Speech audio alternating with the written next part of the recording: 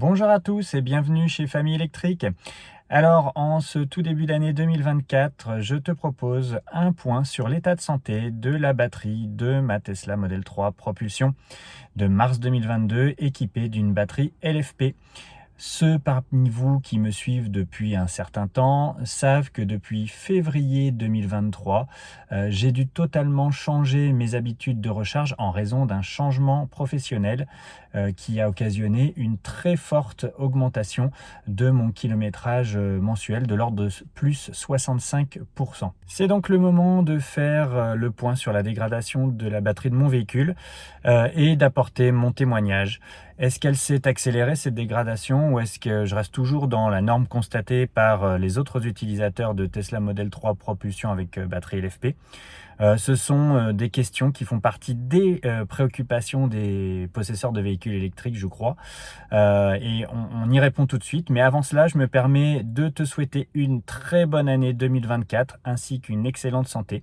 Si tu n'es pas encore abonné à la chaîne, c'est le moment de le faire en n'oubliant pas d'activer les notifications et tu verras, ton année 2024 sera encore meilleure. La vidéo est chapitrée pour ceux qui ne souhaitent pas forcément connaître le détail de mon analyse et qui préféreront directement savoir si je suis déçu par le niveau de dégradation de la batterie de mon véhicule et si celle-ci est plus forte que la normale. Alors, la dégradation d'une batterie de véhicule électrique, qu'est-ce que c'est? En quelques mots, parce que c'est un sujet que vous connaissez déjà bien, un peu à l'image des smartphones, les batteries des véhicules électriques se dégradent, ce qui se traduit par une diminution de leur performance en termes de puissance délivrée, de capacité de recharge et surtout d'autonomie.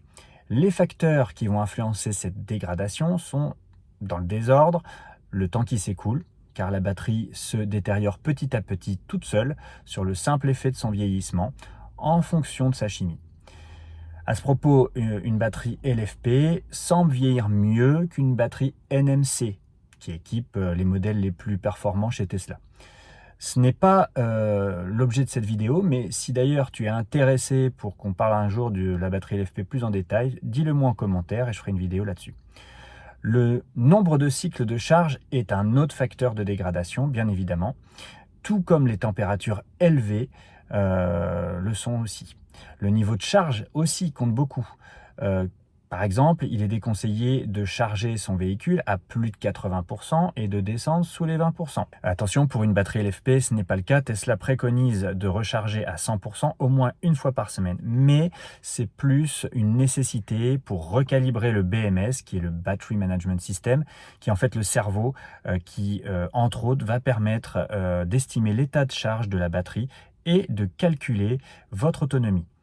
Autre facteur de dégradation, la profondeur de décharge. À ce titre, il vaut mieux privilégier les petites recharges plutôt que d'attendre pour recharger après avoir consommé le plus possible. Évidemment, il y a aussi le nombre de charges rapides qui va influencer votre dégradation. Plus il est élevé, ce nombre de charges rapides, plus la dégradation forcément va être forte. Voyons maintenant ma batterie et mes habitudes de recharge, enfin la batterie du véhicule. Donc je suis en possession de ma Tesla Model 3 depuis le 3 mars 2022, véhicule neuf à l'époque. Ce véhicule stationne chez moi mais dort dehors, toujours. Mon garage est trop petit. Je précise que j'habite en Seine-et-Marne, à l'est de Paris. Donc à ce jour, j'ai effectué 34 419 km, dont 18 310 effectués seulement depuis le 1er février 2023. Pendant la première année, je chargeais le véhicule environ une fois par semaine pour quelques courts déplacements dans la semaine. Mais depuis mon changement de travail en février 2023, j'utilise davantage mon véhicule. Je suis donc maintenant sur un rythme d'environ 3 charges par semaine, presque toujours à 100%.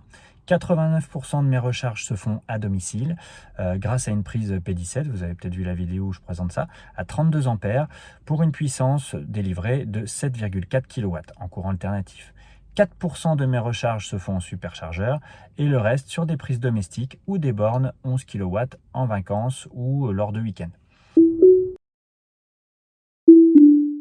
Voyons ensemble quel est l'état de santé actuel de la batterie de cette Tesla Model 3 propulsion de 2022. Je propose de calculer la dégradation comme l'immense majorité des propriétaires de Tesla le feront, c'est-à-dire sans boîtier OBD, dont je ne dispose pas par ailleurs. Donc juste en comparant l'autonomie affichée à 100% à la livraison du véhicule à l'autonomie affichée actuellement à 100% qu'on vient de voir ensemble. Pour rappel, ce chiffre est une estimation basée sur la consommation du véhicule selon la norme américaine EPA et sur la quantité d'énergie présente dans la batterie.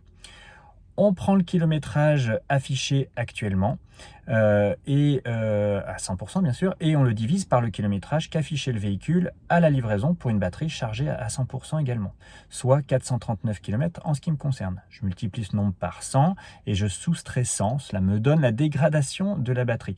Donc une dégradation pour mon véhicule de 4,88% en ce qui concerne donc cette Tesla Model 3, soit 0,22% par mois. Pour les utilisateurs de TeslaFi, vous pouvez retrouver ce chiffre sur le rapport de dégradation. Moi, je ne me suis pas abonné à TeslaFi dès la livraison de mon véhicule, donc j'ai renseigné manuellement mon autonomie d'origine, comme vous pouvez le voir sur la page. Donc cette page nous permet d'accéder à des informations très intéressantes. Alors, si on regarde le graphe va vous montrer l'évolution de l'autonomie à 100% de charge. Et donc l'autonomie, vous pouvez comparer à cette même évolution pour la flotte de véhicules comparables dans les bases de TeslaFi. On va en reparler d'ailleurs dans un instant.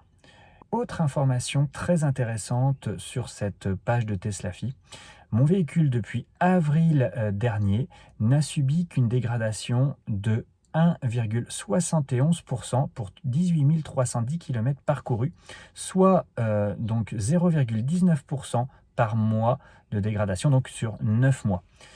De mars 2022 à avril 2023, pour 16 109 km effectués en 13 mois, j'ai calculé que la batterie avait connu une dégradation de 3,22%, soit 0,24% par mois. C'est donc une bonne nouvelle pour moi parce que malgré une augmentation de 65% de mon kilométrage mensuel, je suis passé d'environ 1239 km par mois à 2034 km par mois, la dégradation de la batterie de ma voiture a diminué.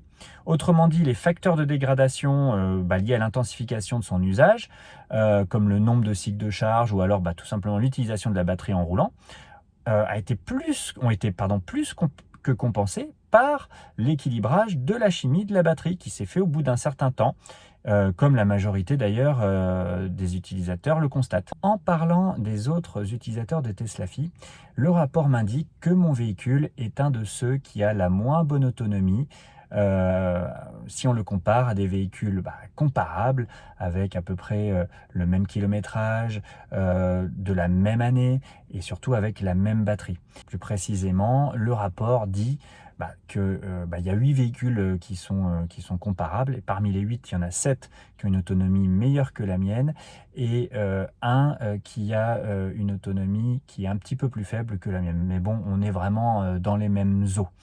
D'ailleurs, celui qui a une autonomie un peu supérieure, il a une autonomie de 12 km de plus, donc c'est totalement comparable, et c'est un utilisateur Tesla, un propriétaire Tesla qui est en Suisse, donc si jamais il se reconnaît, qu'il fasse un petit coucou à la chaîne. Bon, j'ai également comparé la dégradation de mon véhicule avec la dégradation moyenne mensuelle des Tesla équipés de batterie LFP, tirée d'un sondage auprès de 650 utilisateurs qui a été réalisé par Evisa, un membre allemand du blog Tesla, dont je vous mets le lien en description. Cette dégradation est de l'ordre de 0,25% par mois en moyenne. Et donc, la dégradation de ma batterie est donc tout à fait similaire à ce que connaissent les autres utilisateurs de batterie LFP chez Tesla. Alors, en conclusion, suis-je déçu par la batterie de ma Tesla Model 3 de 2022 modèle propulsion? La réponse est non. La dégradation que j'ai subie de 4,88% au niveau de ma batterie donc LFP de cette Tesla Model 3 propulsion de 2022 a ralenti depuis février dernier, alors que je m'attendais, au regard de l'intensification de mon usage du véhicule, je vous rappelle 65% de kilométrage mensuel en plus, donc des rythmes de recharge en plus, je m'attendais à ce qu'il y ait une nette dégradation. Est-ce que la santé de la batterie de ma Tesla est dans la moyenne de la flotte pour un âge et un kilométrage comparable? Oui, totalement. Donc la dégradation de la batterie de ma voiture a suivi une courbe normale observée par la plupart des propriétaires de véhicules électriques, à savoir une forte dégradation dans les premiers mois et cycles de charge, puis une diminution plus lente et régulière. Dans mon cas, pour rappel, 0,24% par mois les 13 premiers mois et 16 109 km, puis 0,19% en 9 mois et 18 310 km. Bon, me voilà rassuré sur l'état de la santé de la batterie de ma voiture. Je m'attendais, pour tout dire, à ce type de résultat, donc je suis pas surpris. Et d'ailleurs, je pense que ce sujet devrait pas plus t'inquiéter que cela. Fais tes recharges normalement, suis les préconisations de Tesla et tout ira bien. Donc bien évidemment, je suis très intéressé à recevoir tes commentaires sur la dégradation de la batterie de mon véhicule. Donc dis-moi ce que tu en penses. Voilà, est-ce que tu confirmes ce que je dis, à savoir je suis dans la norme et puis j'ai une dégradation normale. J'aimerais aussi avoir ton témoignage sur ton vécu, si tu es équipé d'une Tesla ou d'un autre véhicule électrique. Est-ce que toi aussi tu as remarqué le même type de courbe de dégradation? Tiens, d'ailleurs, n'hésite pas aussi à me dire si ce sujet de la dégradation de la batterie, c'est pour toi quelque chose de préoccupant. Est-ce que c'est important pour toi? Est-ce que tu y penses au moment de l'achat de ta voiture, ou est-ce que c'est quelque chose qui te passe au-dessus? Voilà, j'espère que cette vidéo t'aura été utile, t'aura éventuellement appris des choses, et je te dis à très bientôt pour une prochaine vidéo sur la chaîne Famille Électrique.